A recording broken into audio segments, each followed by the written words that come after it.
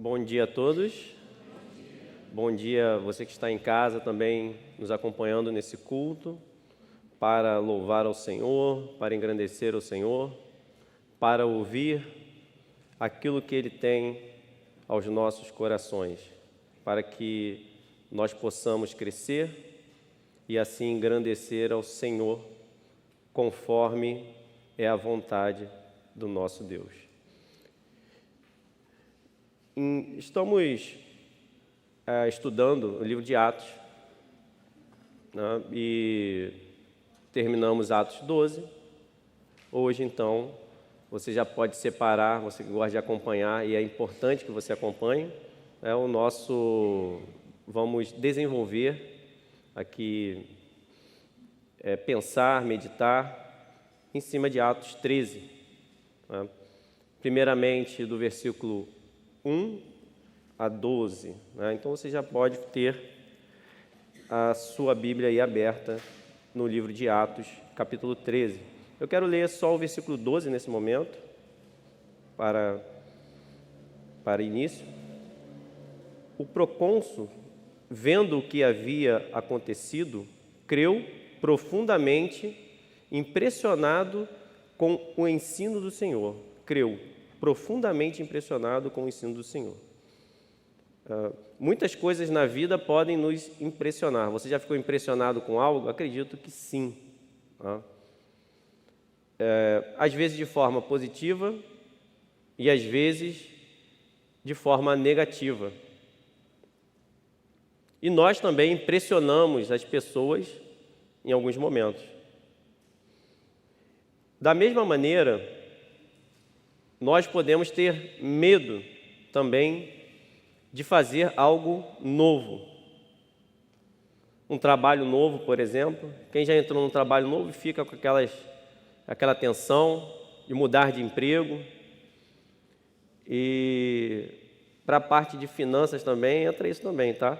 Muitas pessoas não crescem porque ficam com medo, às vezes, de trocar de trabalho. Estão sendo dominadas, medo dela de poder mudar. Nada contra concurso público, por exemplo, nada. Mas você tem que pensar se é aquele ali que você quer estar, se você vai ter medo depois de avançar, mas possa fazer o seu concurso público. Só estou falando que você tem que pensar sempre, se você está, porque às vezes você vai chegar assim, eu tenho a garantia aqui, né? E por causa daquela garantia você não faz outras coisas também. Nós precisamos ser guiados pelo Espírito de Deus. Então, uma nova rotina, e eu gosto de rotina. Eu estou falando aqui, eu tenho dificuldade em fazer coisas novas também, porque eu gosto daquela minha rotina. Quando quebra a minha rotina, né, principalmente se eu estiver aqui para fazer de uma maneira e Deus direcionar para outra forma, não é fácil para mim mudar o texto, mudar a introdução, seguir para algo novo, né? A zona de conforto, ela é algo que atinge a natureza humana, faz parte. Você já domina, né? É bom você estar num lugar que você domina, você falar de um assunto que você domina, ou que você não tenha tanta responsabilidade. Quando a gente é chamado aqui para, por exemplo, pregar, existe uma responsabilidade muito grande. O que é melhor? A gente encarar, né? A gente tentar avançar, ou a gente ficar na nossa zona de conforto, nas coisas que nós já dominamos, aquilo que a nossa natureza já está acostumada. Se tem algo que está funcionando, para que mudar? Não é isso? Funciona, mas o fato de algo funcionar não quer dizer que não possa mudar, melhorar, avançar. Inclusive, quando você estuda administração, na administração já está entrando na faculdade essas cadeiras de melhoria contínua, em que você tem um processo em que você analisa os resultados, o que está acontecendo, e melhora, né? Chamado PDCA, Kaizen, né? Método Toyota, Lean, Algumas pessoas conhecem sobre isso, mas são metodologias, por exemplo, para melhoria. Nada mais é do que você analisar como é que você está fazendo e melhorar ou avançar. O que pode acontecer quando eu não me movimento? Quando não há movimento? A água parada, ela estraga, apodrece, fica ruim. É isso? A água parada você não consegue, de uma maneira, depois você não vai conseguir beber aquela água. Ela vai ficar ruim para você. Quando não há movimento, quando a gente coloca a nossa parte espiritual, a apatia e o esfriamento é o que vai dominar a nossa vida. Nós vamos ficar apáticos. Vou ter uma apatia com tudo e vou esfriar. Porque tudo na vida, se você não se movimentar, você morre, você não tem e principalmente na parte espiritual, você não tem o privilégio de atingir um determinado patamar, ficar naquele patamar e tá bom. Não existe isso na nossa vida. Pare para pensar e analisar a sua vida. Pare para analisar, às vezes, os exemplos ao seu lado. Não tem como você ficar no mesmo patamar, você vai definhar. Se você para algo, você não continua ali. Se você está buscando manter um condicionamento físico, se você treinou, seja andar de bicicleta, qualquer coisa. Se você treinou o seu cérebro em contas, em problemas, se você parar, você não vai continuar do mesmo jeito. Você vai regredir, você vai atrofiar e você vai necrosar. Aquilo parece que nunca existiu na sua mente. Eu me recordo que eu tinha bons resultados em física, mas se eu te falar que eu não lembro de nada hoje, de física. Eu tinha bons resultados, eu só tirava 10. Era fácil para mim. Mas se você me apresentar aqueles problemas novamente, porque no decorrer da minha vida eu não fiz mais aquilo. Eu tirava fácil mesmo, era uma matéria fácil, mas eu não lembro de nada, olha que coisa estranha. Não lembro de nada. Problemas de matemática, algumas coisas de matemática ainda porque está inerente à minha profissão. Mas quando não há movimento, vai regredir. A apatia e o esfriamento vai tomar conta da sua vida. E coisas que você poderia estar fazendo, já não se faz mais. Ou você não avança. Vamos fazer a leitura a partir do versículo 1, para nós continuarmos. No capítulo 13 de Atos. Atos, capítulo 13, versículo 1. Na igreja de Antioquia havia profetas e mestres, Barnabé, Simeão, chamado Níger, Lúcio de Cirene, Manaém, que fora criado com Herodes, o tetrarca, e Saulo.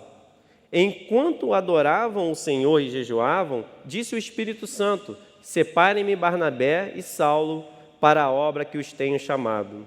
Assim, depois de jejuar e orar, impuseram-lhes as mãos e os enviaram.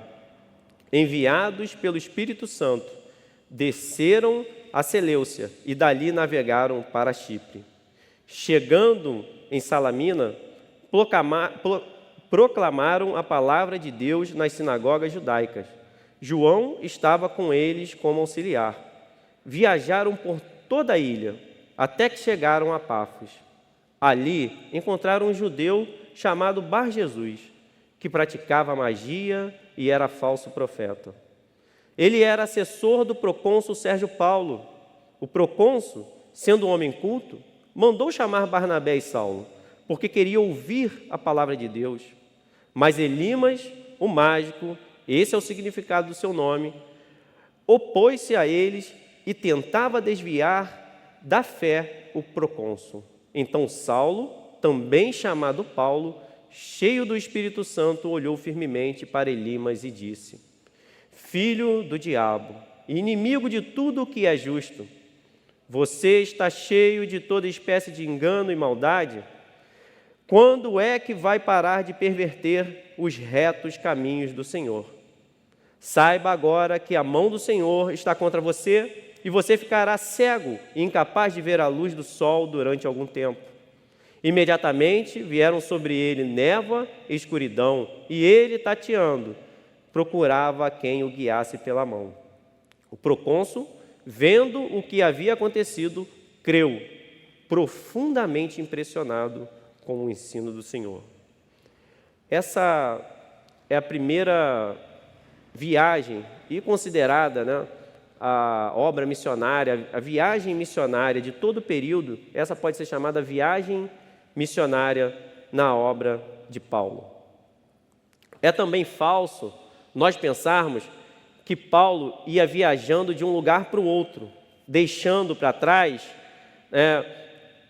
vamos falar assim, novos convertidos ou grupos semi-instruídos ou pouco instruídos. A ideia de que você vai de um lugar para o outro, prega o evangelho, pregou, aceitou e vai para outro lugar.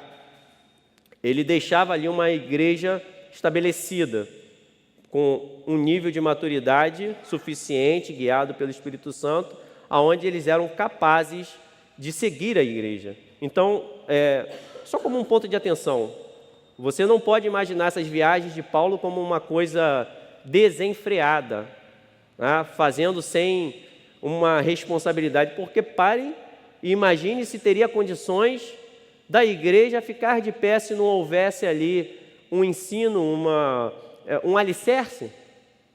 Pense na sua vida. Nós precisamos ter alicerces. Então, era uma estratégia onde se estabelecia firmes alicerces para que a comunidade cristã, né, viesse a continuar. Ou quando ele, de alguma forma, era empurrado para sair. Então, você vai ver dessa forma. Estabelecia ali uma comunidade cristã madura, com alicerce, ou algo fora do controle de Paulo fazia com que ele saísse daquela província, daquela cidade. Então, nós vemos uma decisão deliberada da igreja, inspirada pelo Espírito Santo, para poder fazer essa viagem. Não foi algo feito por indivíduos isolados. Nós vemos a igreja enviando. Então, são pontos para, simplesmente como introdução, tá? Foi algo planejado pela igreja. Não foi necessariamente uma perseguição. Então, não é uma verdade que a perseguição foi a única maneira da igreja se espalhar. Ela pode ter ajudado. Não estou dizendo que não existe isso na história. É para a gente se atentar e não criar uma maneira em que Deus tem que agir na nossa vida, né? Vamos criar uma perseguição ali para a igreja começar a fazer a obra. Não, é possível nós fazermos algo planejado, inspirados por Deus, e assim Deus agir. E eu vou dizer que essa é a melhor maneira, né? É a melhor maneira de nós sairmos da água parada, nós começarmos a ter movimento. E é possível, e ela também acontece, e ela também faz parte da história. Não só a perseguição, mas também uma igreja em que ela toma uma posição, ela pensa, ela busca orientação e ela age. E ela planeja. Então, era uma viagem planejada. Era algo que aconteceu debaixo de orientação. Quantas orientações você não tem seguido? Ou quantas orientações nós deixamos de seguir? Qual orientação você precisa seguir nesse momento? O que você tem que, nesse momento, eu preciso me movimentar nisso. Eu preciso agir. Então, foi um ato planejado.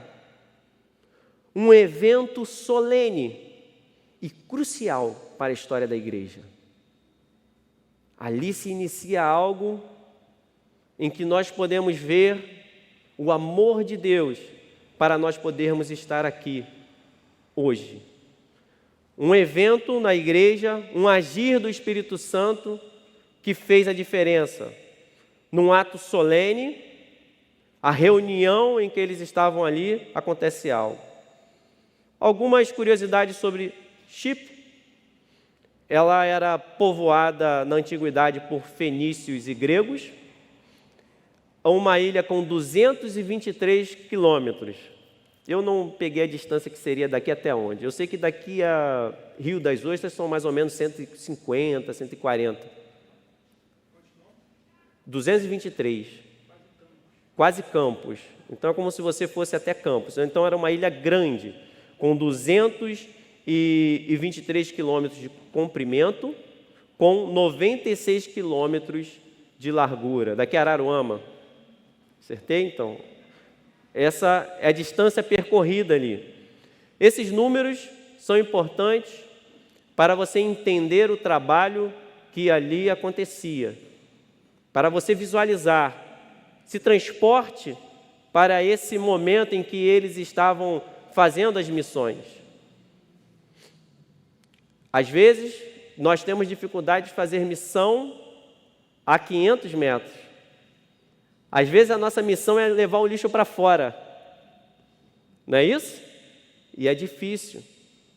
É um peso, é um fardo. Então, prestem atenção nesses números. Em 58 a.C., ela foi anexada aos romanos e depois unida, 2 anos após, à Cilícia. Ela tornou-se uma província imperial. Existiam 2 tipos de província, imperial e senatorial. A imperial, ligada diretamente ao império. E a senatorial, que foi depois, ela se torna senatorial em 27 a.C., ela era administrada por um procônsul, que ele era ali escolhido pelo Senado. É como se ela fosse administrada pelo Senado. Então, tirava quem não estava diretamente ao império e ela passa a estar no Senado, e por isso tinha um procônsul que era como se fosse ali o governador da província, o administrador. Então, o Senado passa a ser responsável pela ilha em 27 a.C.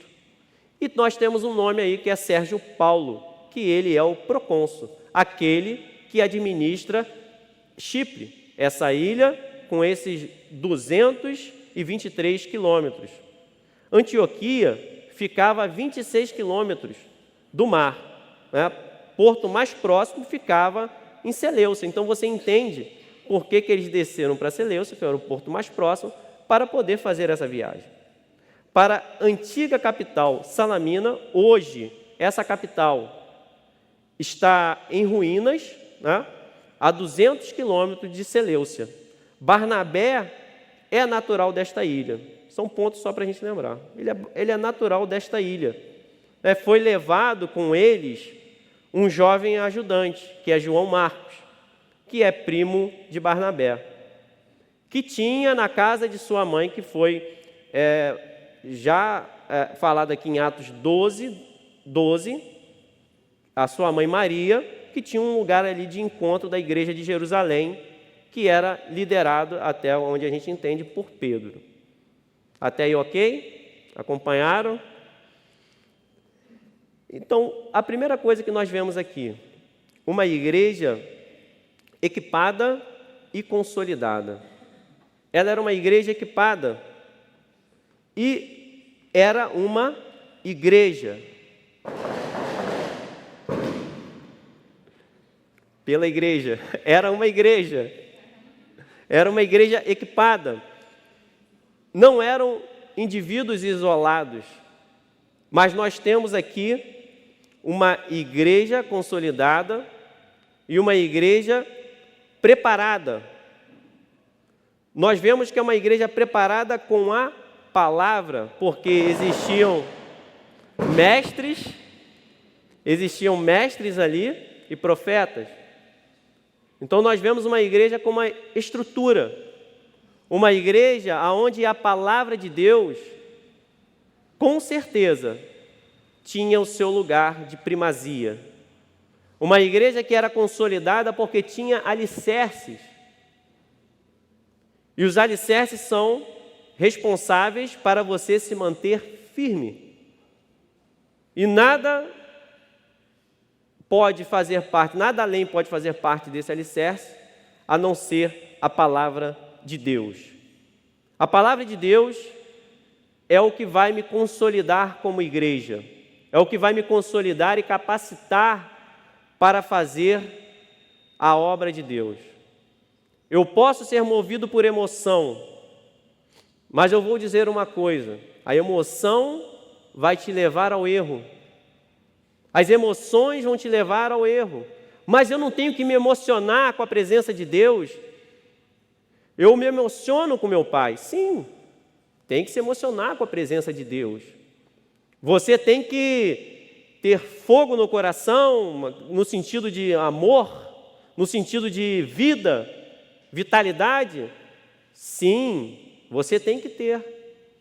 Mas se você não conhecer a vontade do Pai, se você não conhecer quem é Deus, se você não estiver firmado na palavra, você irá errar. Você cometerá erros. Você fará uma adoração em que Deus não se agrada. Sabe por quê? Porque não é do jeito que nós pensamos. Deus não se preocupa com isso. O importante é o coração. Deus se preocupa, por isso registrou. É do jeito dele. É do jeito de Deus. Como nós adoramos ao Senhor? Do jeito de Deus. Como nós fazemos o culto? Do jeito de Deus. Como eu me porto diante dos meus inimigos? Do jeito de Deus. Como eu devo agir quando uma pessoa me magoa? Do jeito de Deus. Mas aí é difícil, você pode falar, porque de repente tem alguém que você não consegue perdoar. De repente tem uma mágoa no seu coração, tem rancor. Nós só queremos estar com as pessoas que são agradáveis. E você pode falar assim: é impossível. Não tenho o que fazer. E eu vou dizer para você, você constatou uma coisa verdadeira: é impossível sim. E se você pensar que estamos aqui para fazer coisas possíveis, você vai fracassar. Porque nós não somos chamados para fazer coisas possíveis.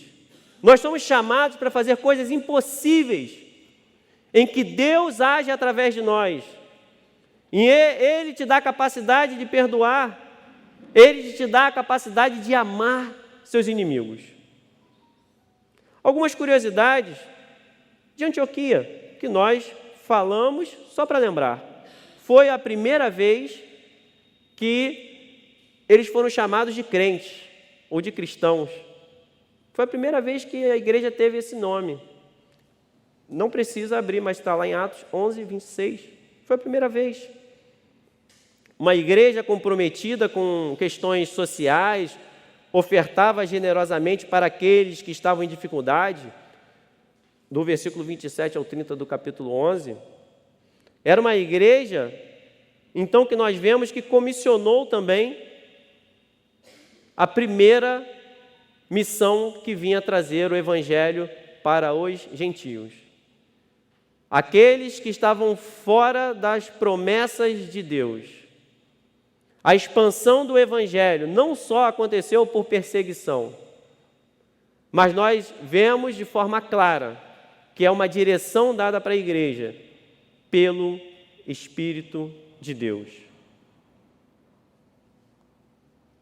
Eu pergunto para você, você precisa na sua vida hoje que Deus fale? Será que nós precisamos disso? O que você precisa? Adoração e jejum precedem qualquer direção. Adoração e jejum faz parte da igreja. Faz parte da nossa vida. A igreja ali no versículo 2 do capítulo 13, ela estava jejuando e orando para ter a direção. Não é isso? Estava jejuando e orando. Adoração e jejum precede qualquer direção que você possa ter ou precise. Nós precisamos que Deus fale conosco aqui na igreja. Nós precisamos ouvir Deus falar. Será que alguém vai subir ali e falar? Sim, é verdade. Mas o que nós precisamos? O que nós precisamos pedir?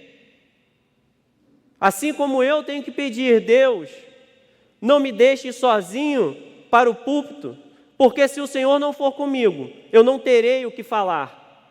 Ou falarei palavras vazias, ensinarei coisas de teologia, talvez, mas que não vão trazer vida, não vai mudar a direção, não vai movimentar aquela água que está parada. Se eu tenho uma água parada, eu preciso que o Espírito Santo movimente para que vá à frente. A notícia boa é que é possível você fazer jejum e oração e pedir direção a Deus, e Deus dá a direção. Deus, Ele entrega a mensagem. Isso tem a ver com intimidade. Aquele que está em casa também pode ter intimidade com o Senhor. Intimidade com aquele que é o Criador dos céus e da terra. Intimidade com Deus. Intimidade para eu ter direção. Eu preciso também estar na igreja. Faz parte. Eu preciso romper a minha apatia que me faz ficar em casa, que me faz ficar fraco. E eu pensando que estou forte porque eu ainda amo Jesus, eu só não vou para a igreja. Não tem condições de você se manter de pé. Não tem condições do seu chamado, que é para servir a Deus com excelência, prosseguir sem a igreja. Sem a igreja é uma apostasia. Nós precisamos refletir quem nós queremos ser. Mas eu posso buscar a Deus em casa. Você pode falar comigo isso. Pode buscar a Deus em casa. E deve buscar a Deus em casa. Mas quem busca a Deus em casa e ouve o Senhor, ele é motivado a ir para a igreja. Você começa a ter intimidade com Deus, e Deus começa a te impulsionar, a te encorajar. Ele, pelo Espírito dele, o Espírito Santo, ele diz: a igreja é minha, eu que tenho sustentado a igreja. E se você me ama, você estará lá, porque você será cheio do meu Espírito também, para poder compartilhar os seus dons, dons que eu coloco nas suas mãos. Eu te dou a porção do meu Espírito, para você ser igreja no meio do povo, para você restaurar vidas, para você tirar pessoas da apatia espiritual, para que você não seja fraco por dentro. Há quem diga: eu estou bem em casa, eu não sinto falta, não sinto vontade de ir, não. Você já viu morto sentir alguma coisa? Quem já teve alguma parte do corpo necrosada, um dente que precisava fazer canal e necrosou, você para de sentir dor, mas ele está ruim. Se você tem uma parte necrosada, você para de sentir dor naquela parte. É o esfriamento, a apatia espiritual, em que nós precisamos olhar para essa igreja e entender o que Deus pode fazer na nossa vida e ter intimidade com o Senhor. Qual era o propósito dessa igreja? Normalmente, se jejua por propósitos. Você não vive jejuando sempre, pode até acontecer, tá? Mas normalmente o que a gente tem de relato, a igreja tinha algum propósito para jejuar. Alguma coisa os moveu, eu não sei o que é, se eles estavam acomodados com a igreja ali consolidada, com seus mestres, não necessariamente tinham muitos mestres, eu não sei o que é, mas me faz entender que tinha esse motivo, precisamos da direção de Deus para algo, isso nós sabemos. qual era esse algo especificamente, se era devemos enviar alguém, não necessariamente, mas eles precisavam da direção de Deus. Nós não sabemos o que não estava certo, mas eu pergunto a você, você já esteve acomodado? Já? Você já ficou acomodado, né? Quando você, tá bom aqui, tá tudo legal. Ou então quando eu já sentei em sofá bom, né? Que você senta no sofá, tá cansado, não quero sair daqui, né? Ou aquela cama, você está acomodado. Você tem alguma coisa que precisa avançar? Tem algo que precisa avançar? Pense no jejum e na oração. Tem algo que precisa... Não consigo. Então eu estou falando para vocês porque é diferente do que às vezes nós ouvimos de que você é capaz, você poderá. Eu sei que isso motiva, mas eu prefiro dizer que você não é capaz, sozinho. Com Deus é diferente. E as coisas que você consegue sozinho não vai ter a plenitude que você terá com Deus. Porque com Deus é a única maneira de você ser completo.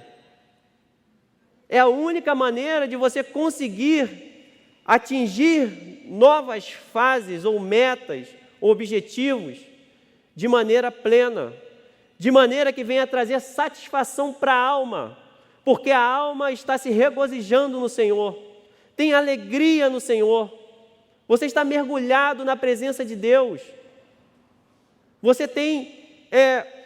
você olha para frente, não fica preocupado somente com a alimentação, mas você pensa assim, Senhor, qual será a ação através da minha vida esse ano?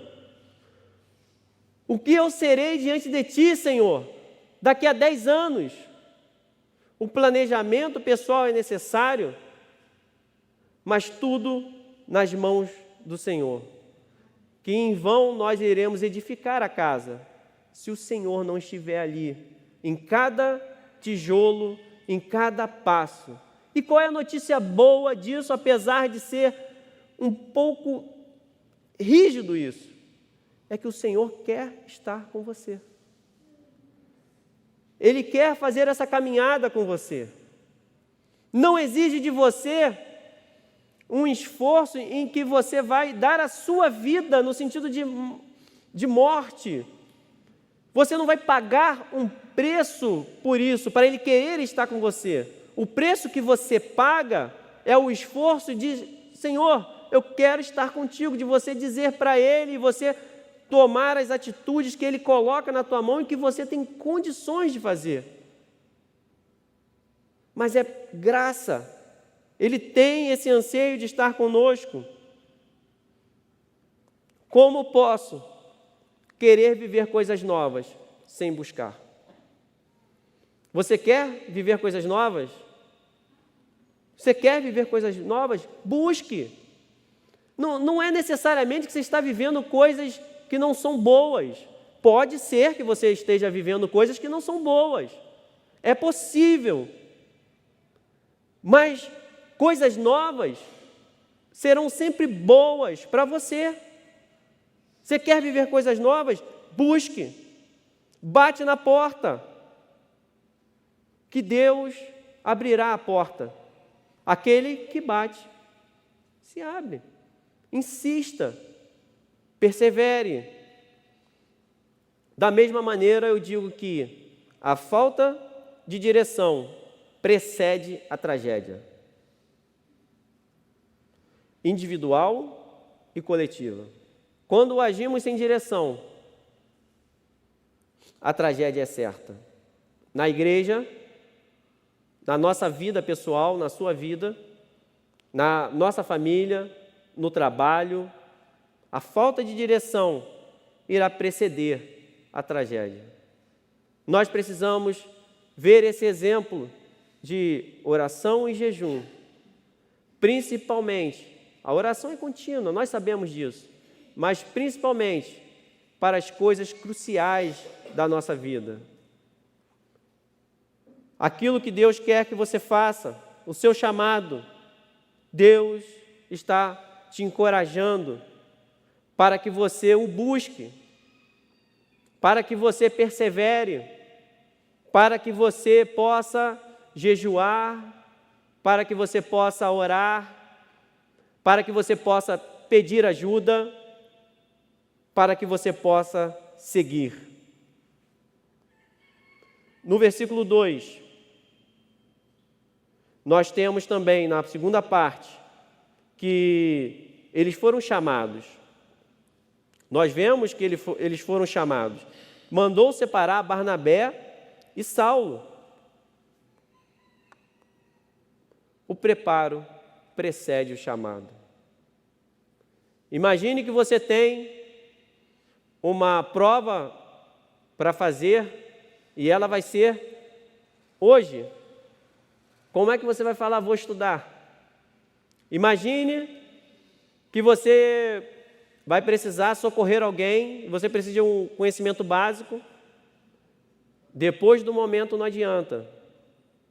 Se você precisar trabalho, se você precisa de inglês, aparece uma oportunidade hoje de inglês, você vai falar assim, calma aí, que daqui a 5 anos eu estou preparado. Então se prepare hoje. Não, eu tenho um chamado para pregar, eu tenho um chamado para evangelizar, vou fazer missões. Deus colocou isso no seu coração. Se prepare. Com estudo também, principalmente. Como que você vai ensinar errado? Como que você vai capacitar as pessoas? Mas eu tenho muito vigor, eu tenho muito amor, eu tenho muita vontade. Você quer ser presidente e continua analfabeto? Vai estudar.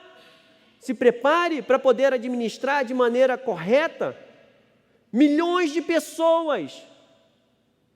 E você não ter o mínimo de preparo para guiar uma nação. E quando eu falo agora, é a nação do povo de Deus.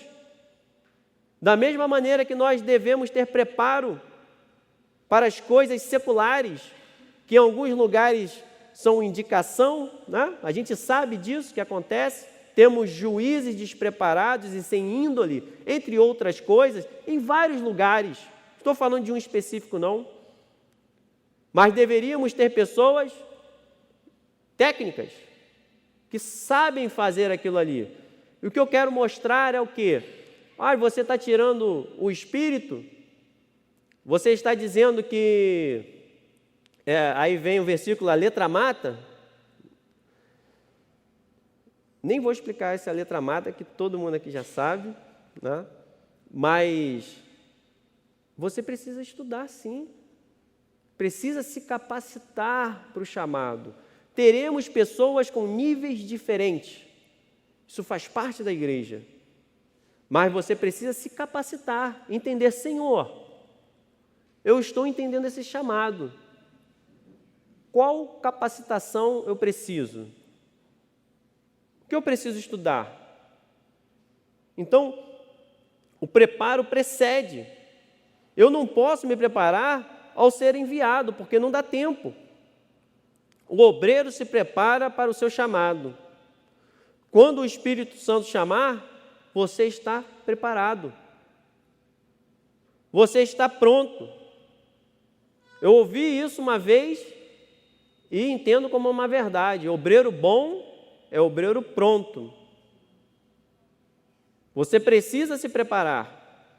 É para a obra? Se prepare, esteja pronto, preparado. Imagine que eu esteja na escala, como hoje estou aqui. À noite, acontece algum contratempo, eu passo mal, né? Deus me chama, pode acontecer. Não pode? Não tem dia para morrer. Tudo pode acontecer. Aí, todos os pastores vão chegar assim, eu não podia pregar, porque não estava comigo. fiquei doente, adoeci, alguma coisa. Me atrasei por algum motivo, qualquer problema, porque eventualidades são inúmeras. Aí, não posso fazer. E quando você vier e for fazer aquilo ali, faça. Deus te chamou. Então esteja preparado, esteja pronto para qualquer coisa. Quando acontece alguma coisa lá na escolinha, quando a gente está, alguém não veio, vamos fazer agora, no horário, calma. Então, normalmente o que eu faço? Eu leio antes, eu já tenho uma ideia do que vai ser falado ali. Então, você precisa estar preparado com o Senhor. O Espírito Santo, ele fala na igreja. Então, aqui diz o seguinte: os tenho chamado. Né? O texto fala isso da Bíblia. Os tenho chamado. O Espírito Santo manda separar e diz assim: os tenho chamado. São duas coisas que nós podemos aprender aqui. Uma é a questão de acabar com os abusos, aonde pessoas dizem para você o que você tem que fazer sem que Deus tenha falado contigo. E pessoas começam a ser como esse ditador da Venezuela, Hugo Chávez, né? Ditadores eclesiásticos. Maduro, né? Maduro. O Hugo já foi, esse já foi. O Maduro, né? Então, assim, como esse que até visitou aqui, que é um ditador, aí começa a ser ditador também na sua vida. Então, acaba com os abusos. Esses abusos não podem existir, porque os tenho chamado. Então, você aprende isso primeiro. Que o Espírito Santo conduz a igreja. E qual é a segunda coisa que você aprende? Se os tenho chamado, eles tinham a certeza também do que estava acontecendo e a confirmação, porque eles tinham intimidade com Deus. Eles também estavam se preparando. Então se prepare, porque Deus não quer que você fique como uma água parada. Se prepare, esteja pronto para aquilo que Deus quer fazer na sua vida pessoal e nesta igreja. Ou será que a igreja seria como água parada? O nosso objetivo é enche, fica cheio aqui, que maravilha, igreja cheia. Vai enviar vocês, vai nos enviar, separar, fazer a obra. Não é para ficar parado, então se prepare. Você aprende que Deus acaba com os abusos, mas ao mesmo tempo você aprende que se estava falando com eles, eles tinham essa convicção, é porque eles estavam disponíveis. Esteja disponível. E o que pode acontecer quando Deus nos chama? Nós às vezes temos medo também. Nós temos receios. Mas se o Espírito Santo está te chamando, está te alertando, está te motivando, se você precisa viver algo novo na sua vida, seja porque está bom, mas pode avançar, ou porque está ruim, a água está parada, apodreceu na maneira de falar, entenda que o Espírito Santo pode acender isso na sua vida. Ele tem condições de movimentar o seu coração a você ter amor por vidas. E eu gosto de falar vidas, porque o outro parece que eu estou falando de coisa espírita, né? De alma. Não, vidas, pessoas, seres humanos. Vidas, amor por vidas, que move você a se preparar. Se a igreja não buscar o avanço, pode perder o que o Espírito Santo tem realizado. E ela diz: os tenho chamado. O Espírito diz: os tenho chamado. No versículo 3, nós vemos que nós devemos obedecer sem hesitação. Não se hesita quando o Espírito Santo orienta. E se hoje é o dia em que o Espírito Santo está te alertando a algo, na igreja também, nós não podemos hesitar, nós não podemos recuar. Às vezes nós damos uma orientação para alguém e não é assim, nós não queremos que essa pessoa faça, não entendemos que essa pessoa tem que fazer. Como é que você vai querer obter resultados diferentes se você está fazendo sempre da mesma forma? Você não vai obter resultados diferentes se a maneira que você está fazendo é a mesma. Seria diferente quando nós orientamos aos nossos filhos, netos, alguém que você está orientando, nós não queremos que ele pratique, que ele faça. E eu pergunto também, é diferente na igreja? Quando o Espírito Santo orienta, o que nós devemos fazer? O que você deve fazer? Se nós hesitarmos, o que vai acontecer? Tudo que vai acontecer eu não sei. Mas eu sei de uma coisa: sofreremos. Causa sofrimento. Hesitar ao chamado do Espírito causa sofrimento. Porque é o Espírito que está chamando a igreja para ser igreja nos dias atuais, como sempre chamou. Porque a igreja é de Jesus Cristo, não é de homem, não é obra humana, é obra do Senhor Jesus. Mesmo com todos os ataques, tudo que se fala contra a igreja, quando nós vemos coisas erradas acontecer, a igreja é do Senhor.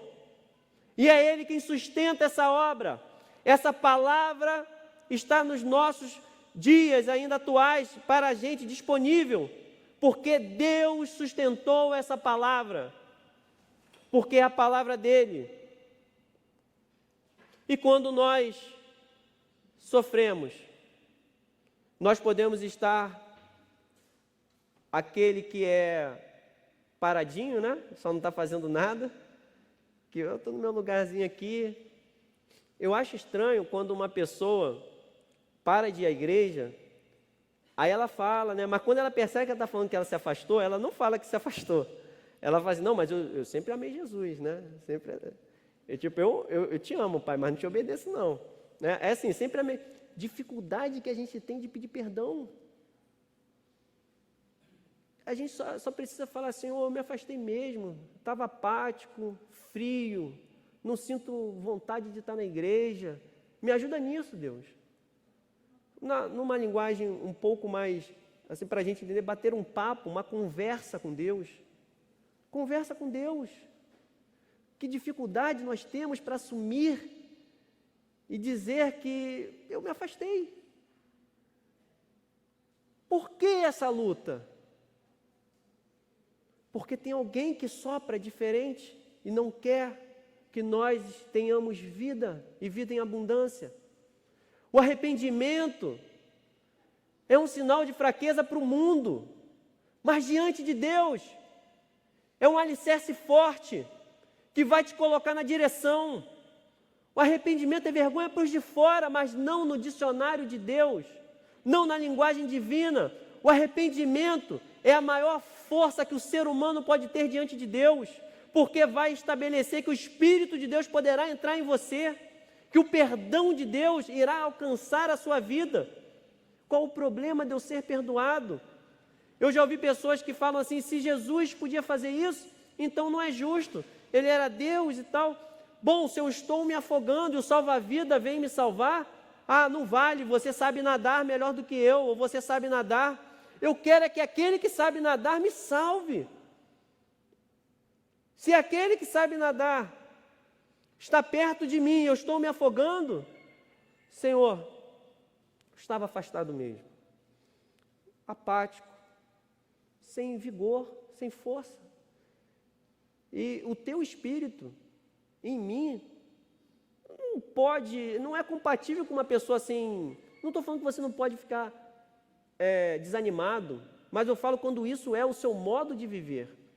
Então é incompatível eu ter um espírito apático o tempo todo. Alguma coisa aconteceu. Talvez um sofrimento.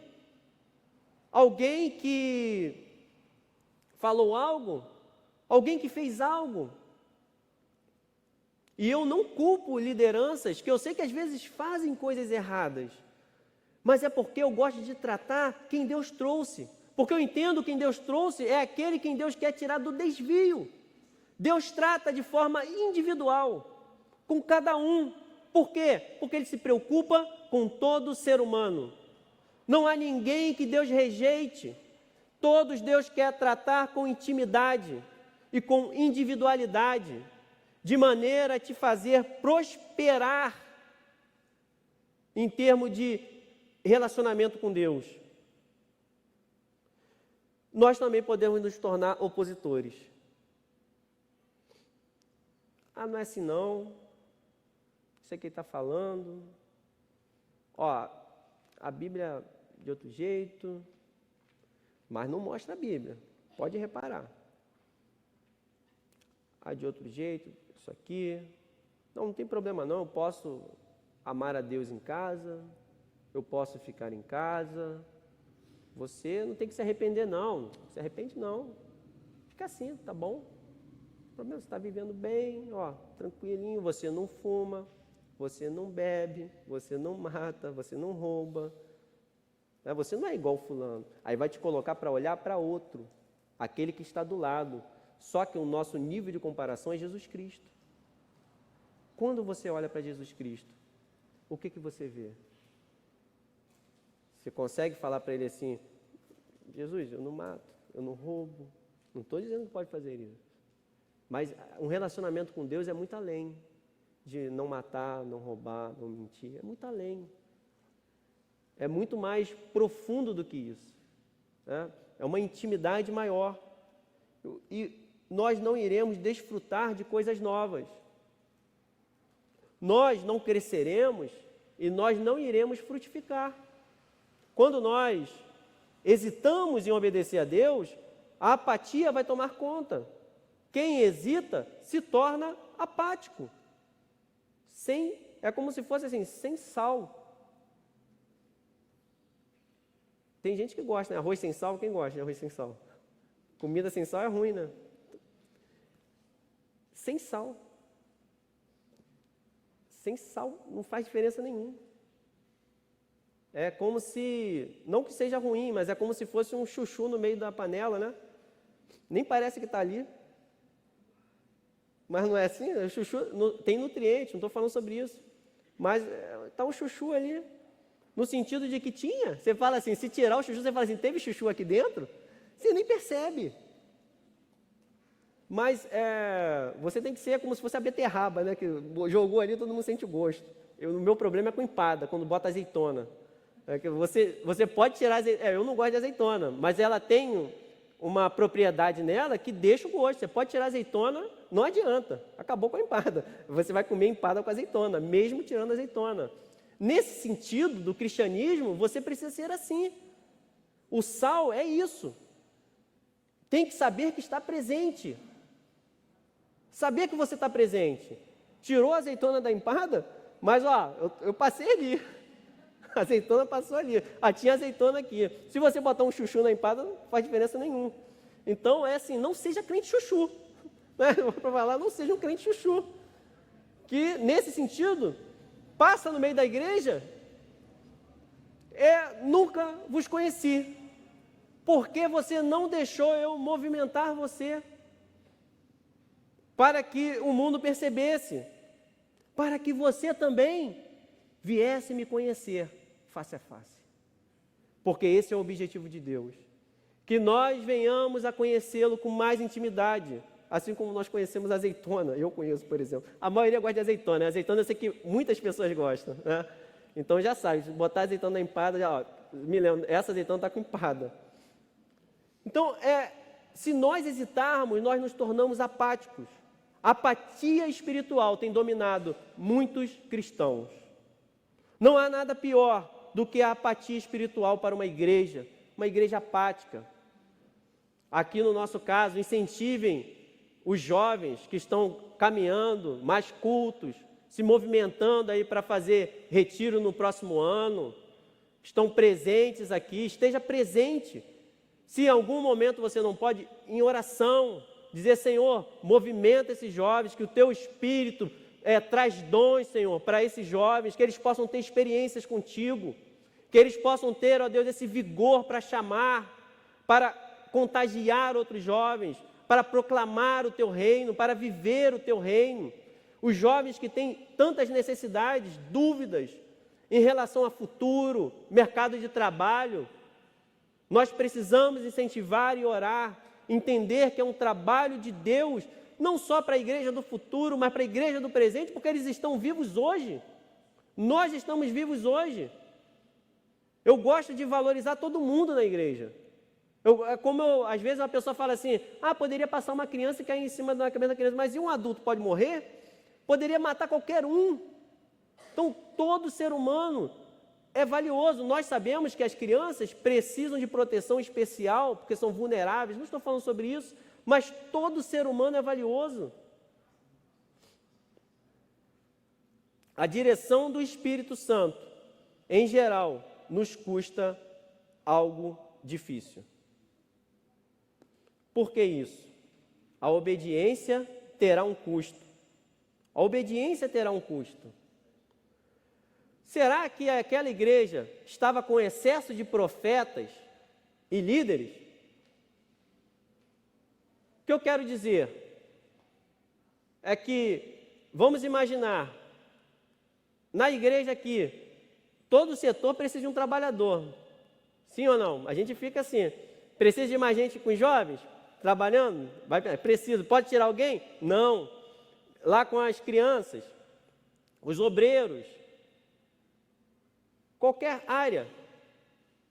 Não é questão de ter excesso. O fato de existir não quer dizer que está em excesso. Então vai custar liberar coisas que para você são valiosas, coisas que para a igreja têm o seu valor. Então exige um custo, porque esses líderes, quando você olha para Saulo e Barnabé, e quando a gente pensa que eram mestres, profetas ali, ao receber a direção do Espírito, como assim? Fulano, não, aí não, tem que ficar aqui comigo. Nós precisamos entender e equipar essa igreja, para entender esse mover do Espírito Santo e impulsionar para a obra que Ele tem chamado cada um aqui. Entender que esse custo, e seja lá qual for o custo, porque pode ser para coisas diferentes na sua vida, esse custo é necessário. A obediência daquela igreja teve um custo para liberar líderes que eram valiosos. A direção do Espírito Santo, em geral, vai nos custar algo difícil. E é assim também com o pecado, quando nos direciona a não pecar ou a mudar a direção, porque vai custar você a passar aí para a igreja, a frequentar a igreja, no momento que você queria estar dormindo, no momento em que você queria ir para a praia, no momento em que você queria ir para o shopping. Você vai ter que abandonar essa maneira de agir desleixada que nos leva ao pecado. É assim no evangelismo, vai custar algo. Com os nossos filhos, vai custar algo. Eu quero o meu filho nessa redoma aqui. Mas você vai criar os seus filhos para Deus. Pode custar uma distância dele estar evangelizando em outro lugar. Quem aqui quer liberar os filhos para evangelizar? Não estou dizendo o que Deus vai fazer com cada um. Se Deus tivesse me falado, eu falaria. Mas eu não posso falar aquilo que Deus não falou. Mas você pode buscar em Deus para criar, para liberar coisas na sua vida. Talvez um emprego, Meu sonho é minha carreira profissional. Só que aí agora você vai ter que mudar, não vai ter aquela carreira. Ou não. Vai ter que ter um emprego diferente. E a gente se apega, né? Eu tenho um desapego a essa coisa profissional. Mas eu reparo que as pessoas se apegam. Porque na minha família, eu vi dificuldade quando eu falei que ia mudar de área. Não, eu estou acostumado com você assim. Eu falei, mas se eu mesmo não tenho sonho com isso? Não, eu estou acostumado com você fazendo isso. Eu não, mas Deus vai estar me movimentando para outra coisa. Cria dificuldades por causa do apego que existe. As nossas vontades, como por exemplo, você ser movido nessa direção, para poder avançar, pode custar você ter que perdoar alguém. Pode custar você estar precisando amar o seu inimigo. Abrir mão de uma vontade ou direito que você tenha. É literalmente perder a vida para salvá-la. E nós vemos que, para eles enviarem, houve unidade neste envio. Porque a igreja estava unida, junto com os seus líderes, orando e jejuando. Não podemos pensar numa ação isolada de líderes. Mas a igreja estava reunida. A igreja se reunia ali. E ela estava em jejum e oração. E a Bíblia diz que eles foram enviados pelo Espírito Santo. Eles desceram e foram navegar até Chipre. Mais uma vez, é confirmado que aquela direção é do Espírito Santo. E se o Espírito Santo é quem está direcionando, o que o Espírito Santo está pedindo para você essa manhã? O que Deus está pedindo para que você abra mão? Qual é a sua vontade? É a dificuldade num perdão? É a dificuldade, talvez, em você abrir mão de algo? Uma vontade? Alguém que é seu inimigo, né? São os nossos inimigos declarados, que nós precisamos amar, perdoar. O que Deus está colocando no teu coração essa manhã? O que Ele está te enviando a fazer? Quantos quilômetros você percorreu na sua vida, nessa sua caminhada? Considere o Espírito Santo nessa sua caminhada. Quantos ventos você tem enfrentado? Você teve que descer, andar 10 quilômetros, 15 quilômetros espirituais, cansativos, a pé, aonde Deus está te direcionando a andar, caminhar, com chuva, com dor, com dificuldade às vezes, com tristeza, com ventos contrários que você tem enfrentado. Quantos ventos você tem enfrentado? Quando nós somos chamados, nós precisamos perseverar. O que eu, nesse momento, para nós podermos finalizar, digo para todos que estão aqui, aqueles que estão nos ouvindo, cristão ou não, persevere no que o Espírito Santo tem falado ao seu coração. Se a sua caminhada tem sido longa, considere o Espírito Santo te chamando para ser igreja. Se você já é igreja, considere o Espírito Santo te deixando, te mantendo de pé. Considere o Espírito Santo te guiando. Considere a necessidade de buscar a direção do Espírito Santo.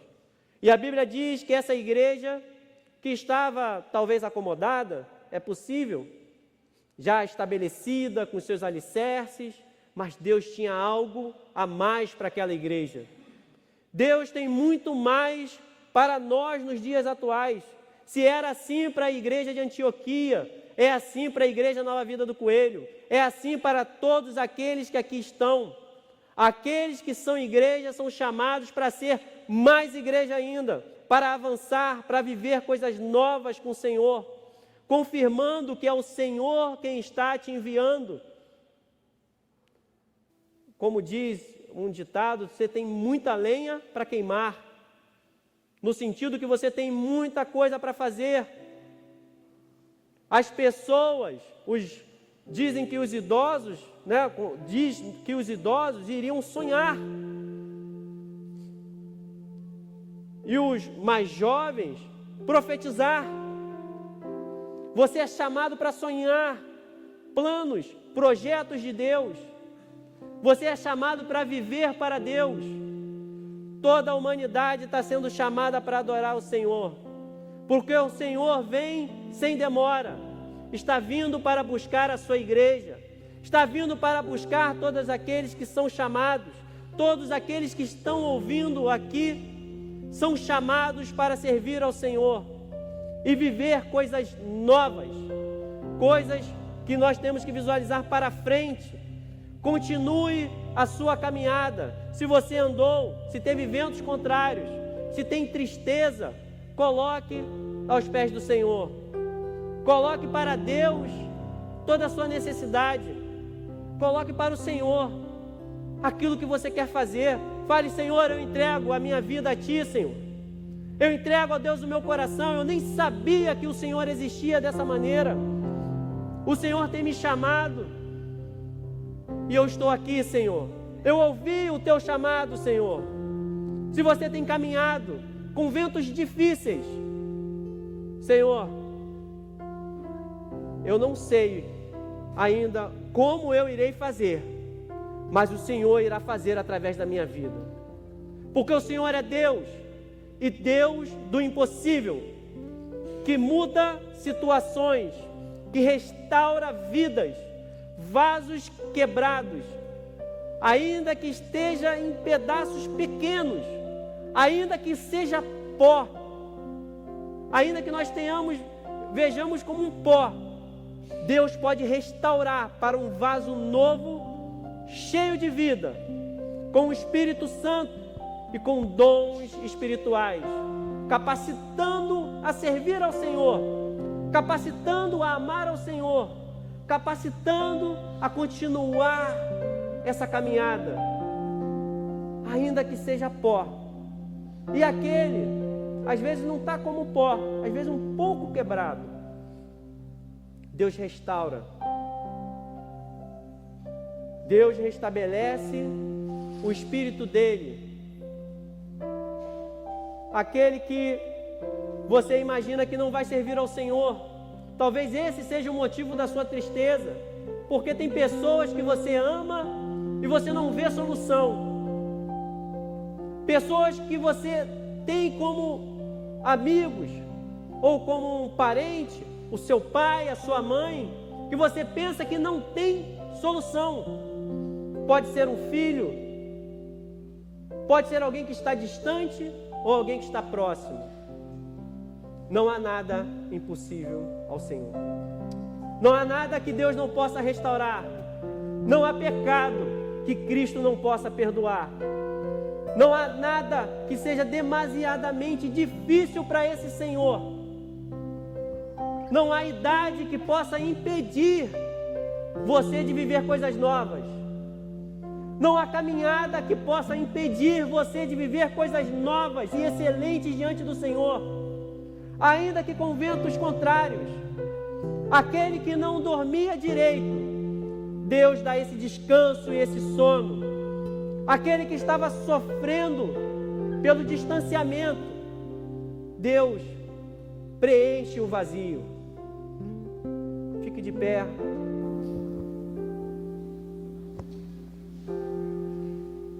Receba de Deus aquilo que você precisa,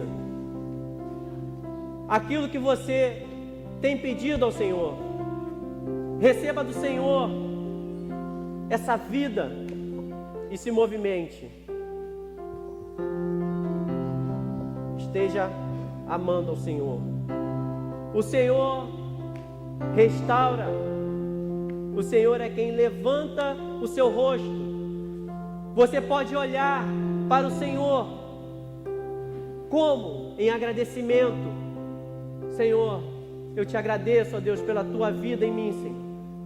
Senhor, dê, Senhor, segundo cada coração que está pedindo, Deus. Segundo cada coração que tem necessidade aqui, Senhor. Aquele que está em casa, aquele que está aqui, ó Deus. Nós impomos, ó Deus, as mãos para que recebam, ó Deus, do teu Espírito, Senhor, e sejam cheios de vida e possam proclamar as maravilhas do Senhor, porque o Senhor é quem nos fortalece, o Senhor é a nossa rocha, o Senhor é o nosso sustento. Quando nós, ó Deus, estamos fracos, aí que nós estamos fortes, porque nós reconhecemos que o Senhor é a nossa fortaleza, Deus, e o Senhor ama, o Senhor restaura, Senhor. Aquele, ó Deus, que está ferido, aquele que está desacreditado, receba do Espírito do Senhor e proclame as maravilhas do Senhor. Saia daqui livre do pecado, livre da desilusão. Saia daqui saltando de alegria, porque o Senhor restaurou a sua vida. Aleluia.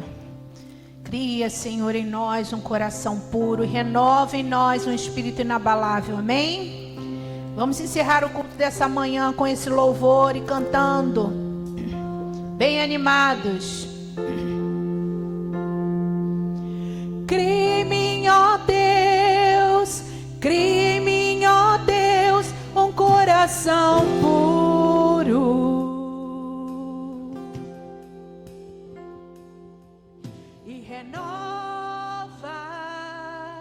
E renova um espírito inabalável.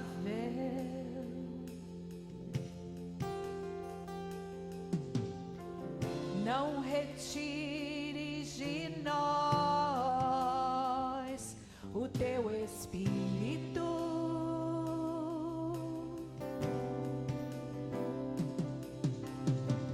Não retires de nós o teu espírito.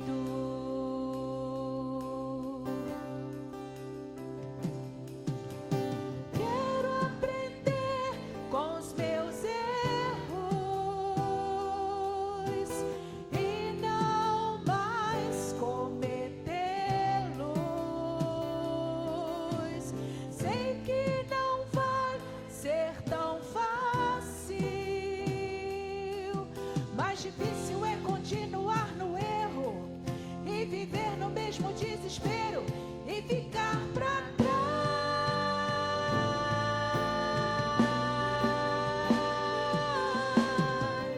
Eu quero ser. Você pode declarar isso, Senhor? Eu quero ser um homem, uma mulher segundo o coração de Deus. Segundo o coração de Deus, eu quero ser. Eu quero ser. Sim, Senhor.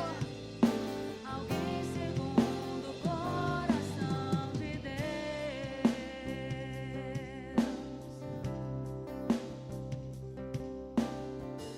Você pode declarar novamente: quero aprender com os meus erros.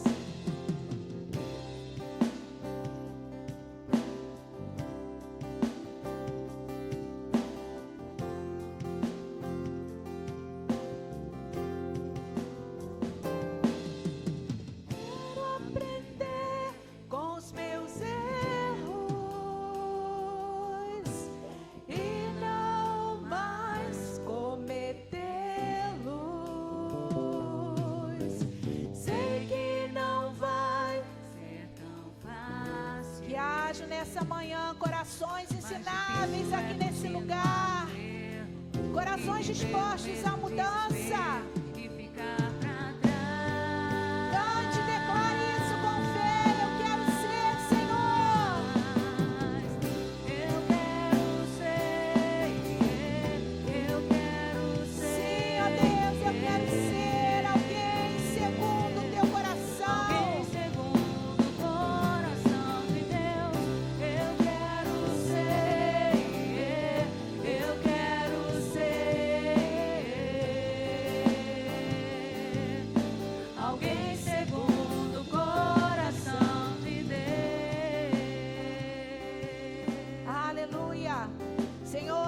estamos aqui neste lugar para louvar e engrandecer o Teu nome. Que tudo, ó Deus, que foi feito nesse lugar seja para a honra, para a glória.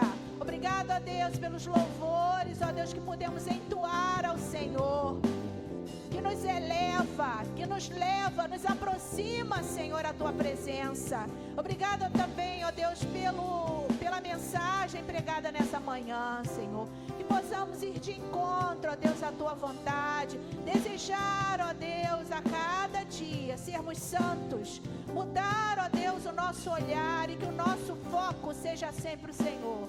Te damos graças por tudo, te louvamos por cada vida que o Senhor trouxe aqui nessa manhã.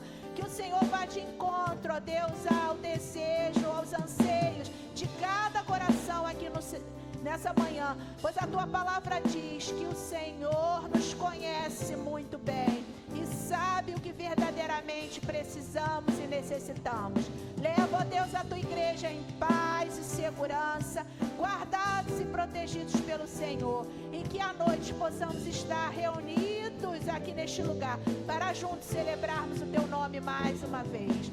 Te damos graças por tudo em nome de Jesus. Amém. Amém. Você pode aplaudir o Senhor e dizer obrigado, Senhor, porque a Tua palavra não faltou nessa manhã.